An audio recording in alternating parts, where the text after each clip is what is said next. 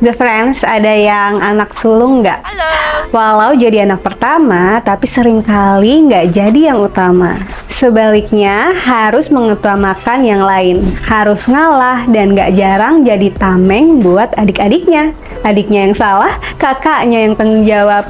Ketika keluarga lagi goyah, jadi yang pertama pasang badan. Ada yang seperti ini? Hai Zafran, selamat datang di Zafinance TV bersama saya Nabila. Untuk yang baru mampir ke channel ini, salam kenal, jangan lupa subscribe channelnya ya.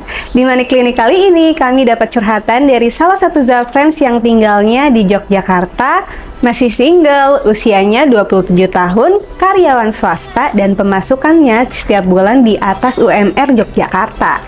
Tapi sekarang kondisinya sebagai anak sulung mengambil tanggung jawab untuk memenuhi kebutuhan orang tuanya yang sedang jatuh sakit.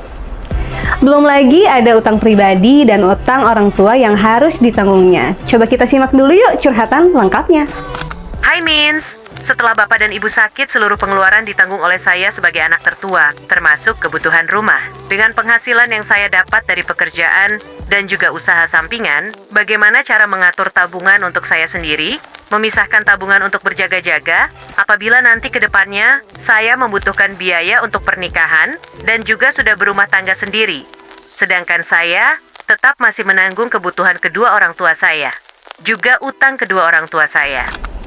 Wah, kekhawatiran Zafrans ini nih, kali ini mungkin dirasakan sama Zafrans yang lainnya juga. Apalagi ketika usianya sudah memasuki pertengahan 20 tahun. Sebelum ke solusinya, dari apa yang sudah diceritain tadi, secara keseluruhan kondisi keuangannya tuh sehat. Selamat ya. Kalau dari apa yang diceritakan, kayaknya belum ada dana daruratnya nih. Jadi sebelum nabung atau investasi, pastikan dulu udah punya dana daruratnya.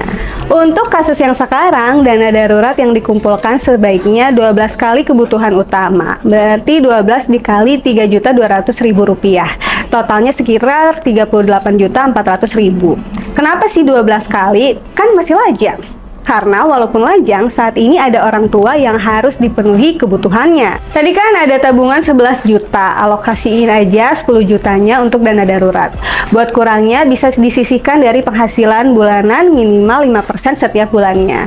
Nanti kalau ada perubahan kebutuhan utama, jangan lupa untuk sesuaikan lagi dana daruratnya ya. Taruh minimal 3 kali pengeluaran utama bulanan di rekening tabungan terpisah, selebihnya bisa di reksadana pasar uang atau logam mulia.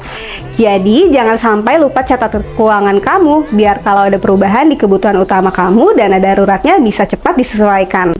Lalu, walau memang rasio utangnya sehat, tetap harus waspada nih, soalnya utang yang ada di sini masuk kategori utang konsumtif. Jadi, prioritaskan untuk melunasi utang ini dulu ya. Kalau sudah lunas, jangan buat utang konsumtif yang baru. Kedepannya, kalau mau membeli barang yang sifatnya konsumtif, pastikan dananya sudah mencukupi. Coba buat kebiasaan untuk menabung dulu, beli kemudian.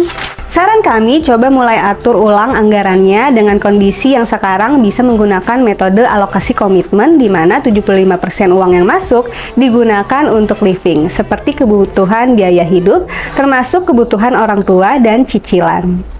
Sementara yang 25%-nya untuk saving bisa buat nabung, investasi, dana darurat, dan tujuan keuangan lain yang kamu ingin capai. Pengalokasiannya bisa pakai minimal 2 rekening dan di auto debit ke rekening saving.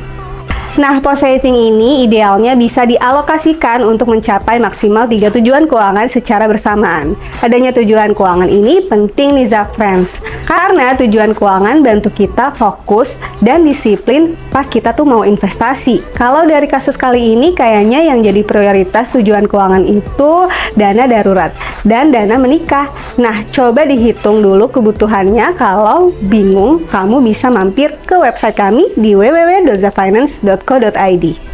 Kalau sudah tahu berapa dana yang harus kamu kumpulin, investasiin ke instrumen investasi yang sesuai profil risiko dan jangka waktunya. Saran kami selalu buat rekening terpisah untuk masing-masing tujuan keuangan dan pastinya harus disiplin. Saya paham gak akan mudah memang, tapi bertahap semuanya bisa lebih baik. Buat Zafriends yang lainnya yang punya masalah yang sama, anak sulung, dan lagi memikul tanggung jawab yang besar seperti ini, coba share di kolom komen. Kita bisa saling kasih masukan dan saling menguatkan. Dan buat yang mau curhat untuk money clinic selanjutnya, cek Nadia sosialnya Zafinance untuk tata caranya. Kalau mau konsultasi keuangan langsung sama konsultan Zafinance, bisa cek kontak yang ada di description box kami. Begitu money clinic kali ini, sampai di sini dulu. Semoga apa yang disampaikan bisa membantu Zafinance semua. Sampai jumpa di video money clinic selanjutnya. Bye!